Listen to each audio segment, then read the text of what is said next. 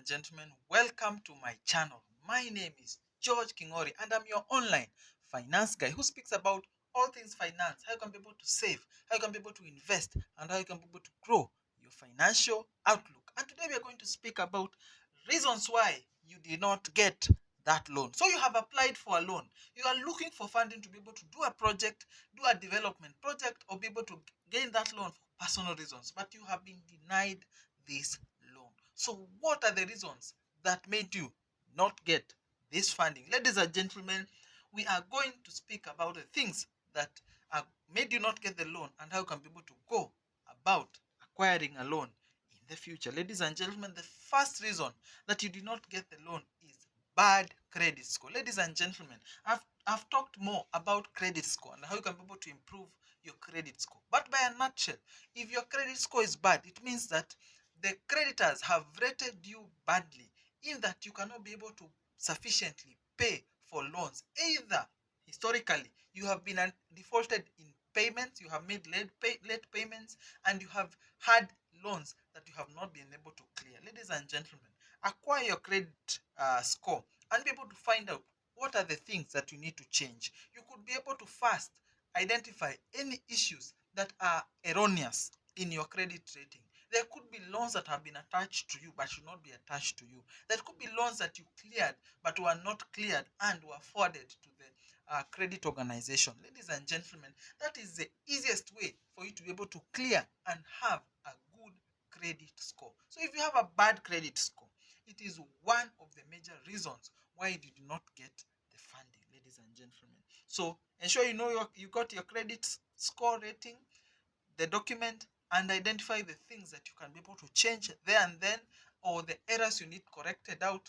Then you can be on your way to acquiring the financing and the funding that you desire. Ladies and gentlemen, the other thing is your ability to pay seems constrained. Ladies and gentlemen, if you are seeking a loan, however, if your ability to pay seems constrained by one reason or the other, for example, if you are given, for example, $3,000 as your net income and you are taking a loan against the money that you make from your day job.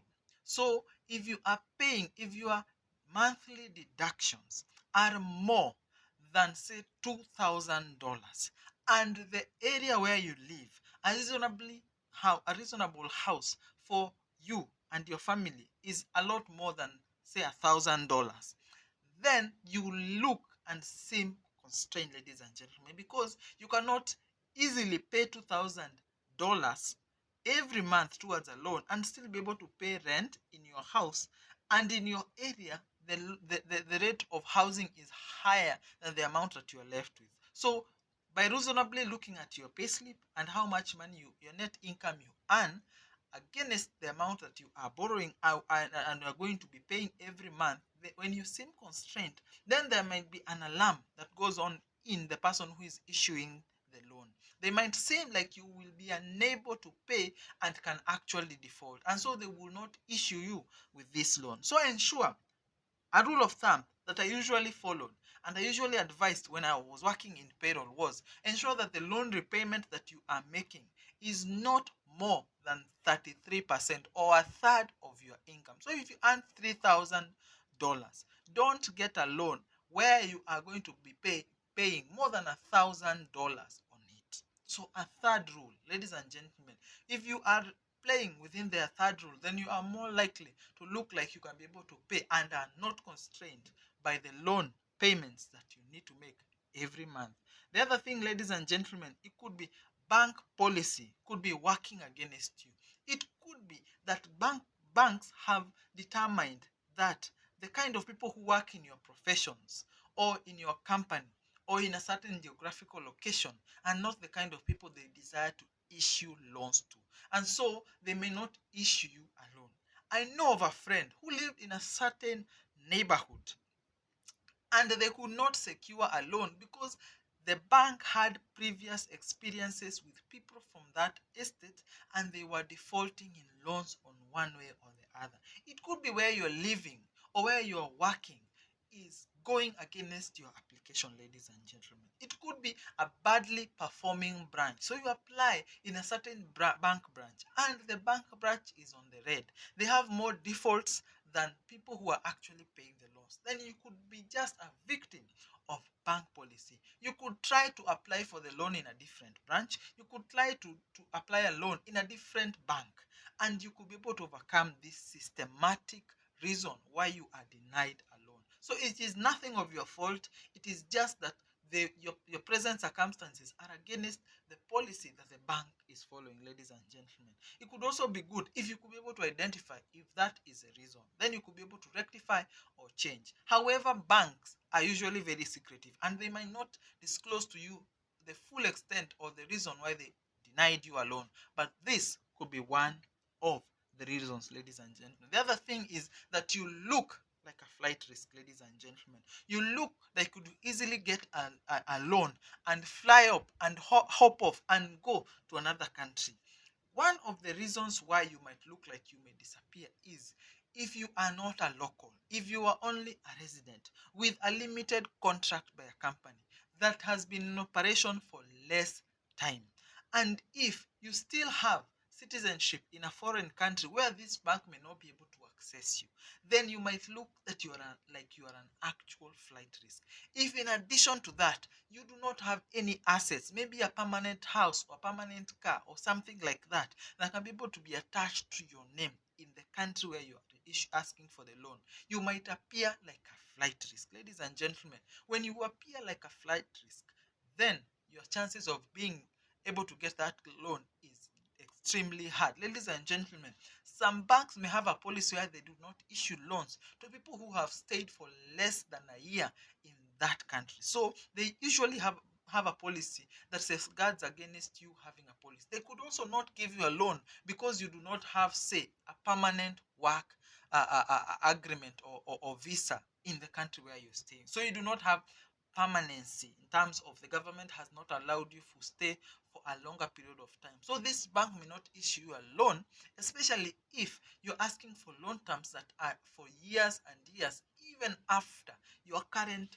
work visa expires or work arrangement or allowance expires. Ladies and gentlemen, you may appear like a flight risk, and so you may not be issued with this loan. Ladies and gentlemen, the other thing is loan term restrictions. Some loan term restrictions may require, for example, that if you're going to be given a loan of, say, a certain amount of money, you need to either have a permanent contract or you have this and that. So the terms of the loan issuing may restrict you from acquiring a loan. So this again is not because of your doing, but it is just the bank's policy on who and when they can be able to issue loans. In fact, some banks may not issue loans to people maybe in December because normally they might look at people who ask for loans in December as people who want to get the money so they can be able to enjoy themselves and go for holidays and do parties and Christmas and things like that, and not for their own personal development. They might be able to restrict because of their loan restrictions. Maybe they do not issue loans in December, ladies and gentlemen. So that could be just against you because it is loan restrictions from the bank end and you can do nothing about it. The best you can be able to do is apply for a loan again and again and again. The worst thing they could do is deny you. They cannot whip you or do anything to you.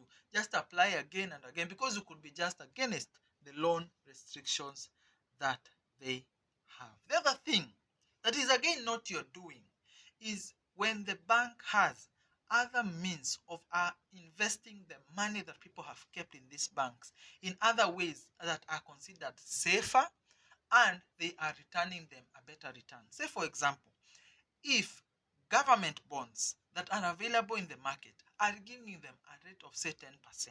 And remember, ladies and gentlemen, government bonds are the easiest ways that you can be able to get risk-free investment. So this bank consider government bonds as risk-free investment. So why should they give you a loan on why should they give a loan and invest in you when you look like you are at a risk? And remember, ladies and gentlemen, you could die, you could run away, you could immigrate to a different country, and other things. You are a risk. But this government is issuing investments that are safe.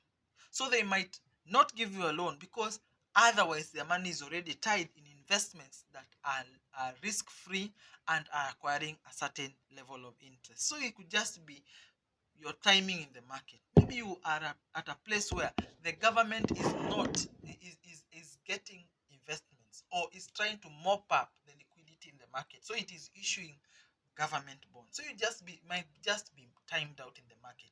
Try a different time, especially when government is not issuing these bonds. You might be successful. So it could just be giving you a loan is contrary to the government's investment policy, the bank's investment policy, because they are actually getting better investments through the government, which is risk-free. Ladies and gentlemen, try again and again, and you may be able to succeed.